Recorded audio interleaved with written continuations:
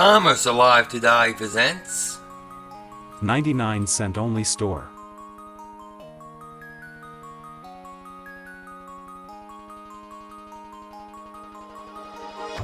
The founder of 99 cents only, David Gold, most likely drew his inspiration for the deep discount chain he created from an epiphany decades before he opened his first store. While Gold was working at a liquor store he co-owned with his brother-in-law, he reportedly noticed that bottles of wine priced at 99 cents sold better than bottles priced just a few pennies more. The allure, he knew, was more psychological than financial, a ploy on the minds of consumers that was universally effective. He vowed to open his own store one day that offered a full gamut of merchandise all priced under $1, but for years his entrepreneurial plan remained on the drawing board. Before putting his plan into action, Gold, the son of Russian immigrants, established himself in a business that required many of the same talents he would need to make his dream a reality. Gold began as a wholesaler, starting his own operation in 1976 that purchased and sold name brand, closeout merchandise. It was Gold's responsibility to locate the best bargains and then find retailers willing to purchase the merchandise, a task that he executed with skill. One of Gold's competitors would later note as much, remarking that Gold was the best merchant I've ever seen. Other observers directed more praise Gold's way, with one of his retail customers describing a particular talent that was indispensable in the discount business arena. "He has a retentive, calculator mind," the candy retailer explained, referring to Gold. "He will remember the price of something you showed him a year or two earlier, even if he didn't buy it." His native inclinations served him well in the wholesale business, but always in the back of Gold's mind was the desire to open his own dollar store. It took until Gold was in his 50s to finally put his liquor store observations to the test, but when he did take that first fateful step, his seasoned experience as a bargain hunter bred instant success. "I talked about opening a store that would sell only name brands and everything for $1 for 20 years before I did it," Gold said, explaining his latent foray into the retail world. "Finally, my wife said, 'Why don't you just do it?'" Gold made his move in August 1982, when he opened his first 99 cents only store in the Los Angeles area. Opening day was an unqualified success, with long lines of eager customers waiting to see what they could purchase for 99 cents. News cameras appeared as well, arriving to record the event and feed the public's curiosity, which added to the panoply of the grand opening.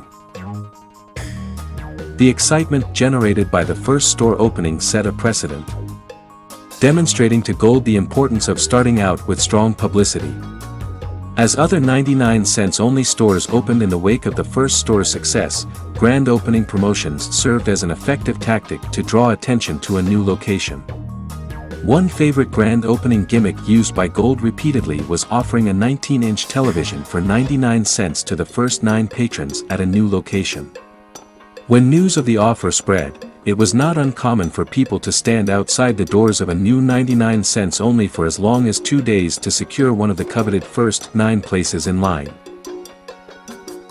The fascination surrounding Gold's dollar store concept, particularly as introduced into the sophisticated Los Angeles area, was difficult for some industry observers to comprehend. In fact, the concept had existed for years and had reached its peak in popularity decades before Gold opened his first 99 cents only store. However, there were several unique characteristics of Gold's retail business that partly explained the attention it attracted. Perhaps most important, Gold filled his stores with name brand merchandise, such as housewares and household staple items, rather than an eclectic assortment of odds and ends from obscure, or anonymous, manufacturers. Moreover, the stores themselves were different from the typical deep discount store. They were large and would increase substantially in size as the concept flowered into a full-fledged chain and brightly lit, with attractive interiors that belied the fact that every item was available for 99 cents. The manner in which the merchandise was displayed was different as well. Instead of lumping merchandise in bins, the store's inventory was displayed on color-coordinated shelving, with each color denoting a particular product category. The store's product mix was different too. Instead of the trinkets that filled most dollar stores, 99-cents only stores carried a substantial percentage, 40% of product mix of consumable items, such as packaged foods and beverages. Further, company executives and store managers established a policy of carrying at least one item from each product category, striving to maintain a consistency of product availability.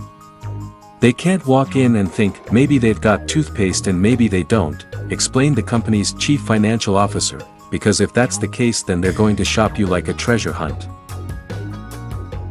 Thus, 99-cents only stores presented themselves as the equivalent of supermarkets, minus fresh produce, meats, and dairy goods, but with one enormous advantage: everything inside the store was priced 20 to 80% lower than similar items at conventional stores.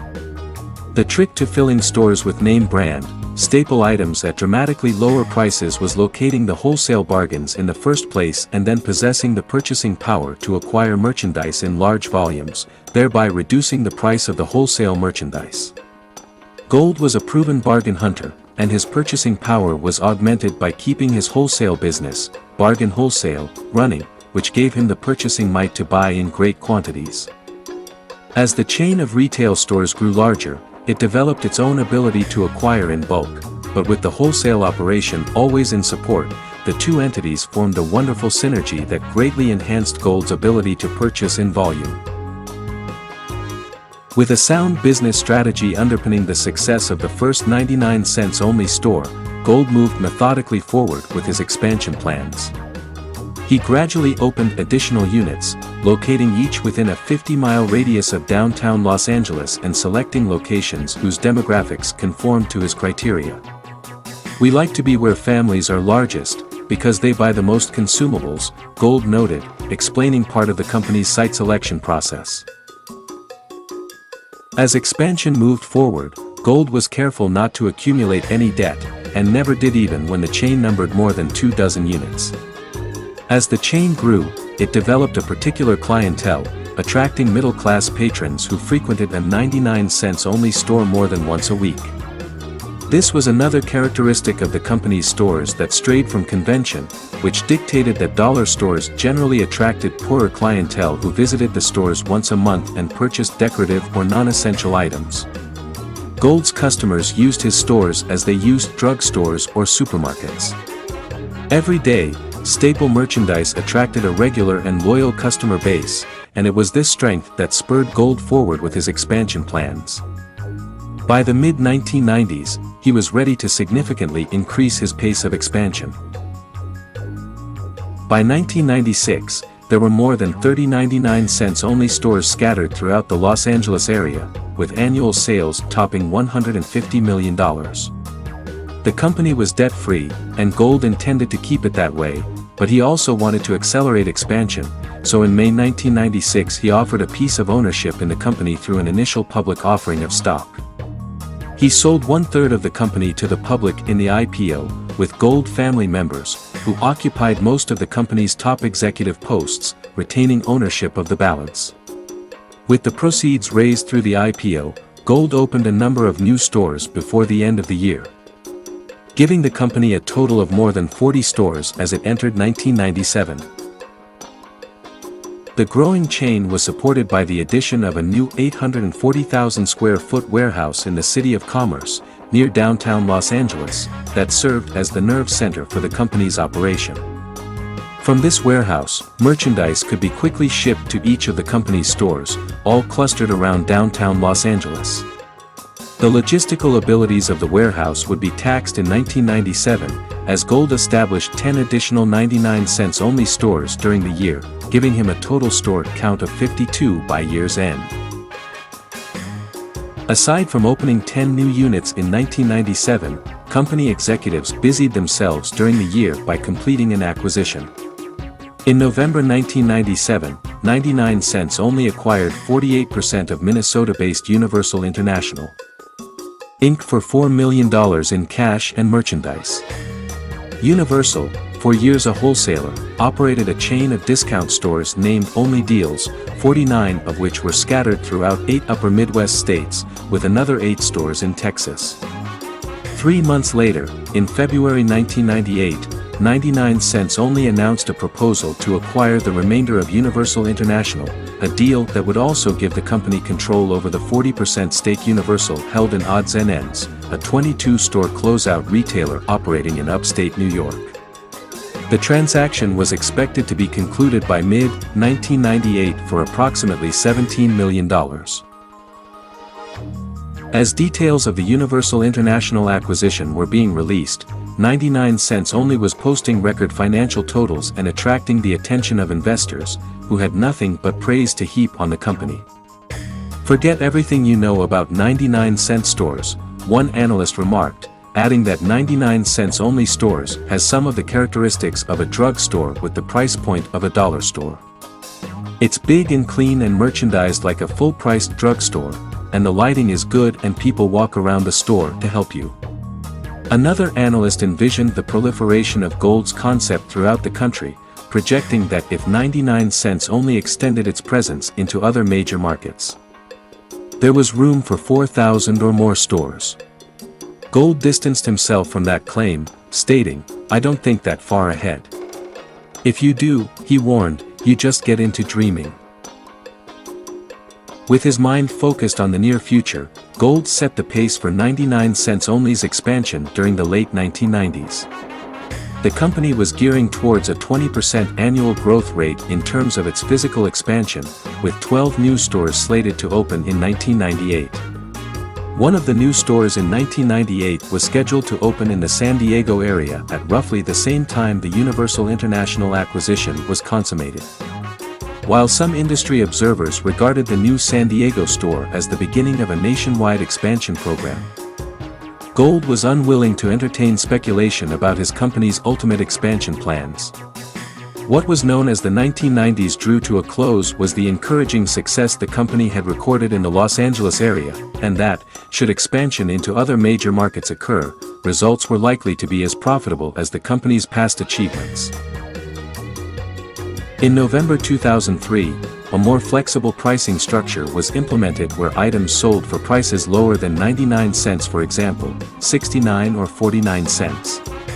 The management believed will help better management of commodity price increases.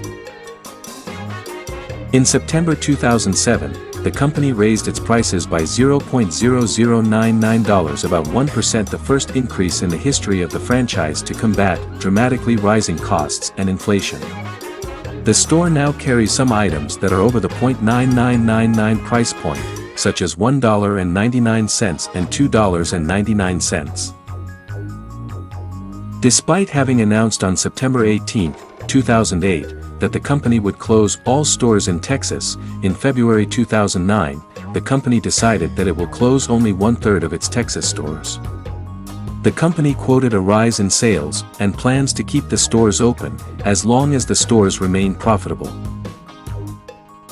In October 2011, the company agreed to a $1.6 billion buyout by private equity firm Ares Management and the CPP Investment Board. The deal was completed on January 13, 2012. The new owners decided to lay off over 172 employees in October 2013. The Gold family ended involvement in January 2013. In September 2023, 99 cents Only stores announced that they sold their Los Angeles County warehouse. In October 2023, Fitch Ratings reported that 99 cents Only stores was nearing a potential Chapter 11 bankruptcy filing. On March 28, 2024, the company warned that it may be forced to file for Chapter 11 bankruptcy within the coming week as it faces a liquidity shortfall and a stalled asset sale with talks of possible liquidation. On April 4, 2024, 99 cents Only stores announced that it would permanently close all remaining 371 locations and lay off 14,000 employees within the coming months, with liquidation sales to be held by Hilco Global. Liquidation sales began at all locations on April 5. The company blamed the COVID-19 pandemic, increasing inflation, and shifting demand. People are amazed at the deals the 99 cents Only stores is delivering this Easter. But really, it's just another day at the 99.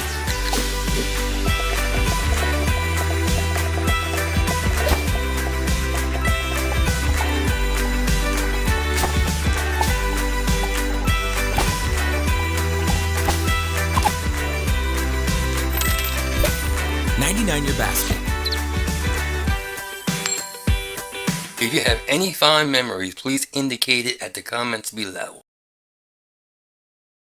Thanks for watching, subscribe, and like.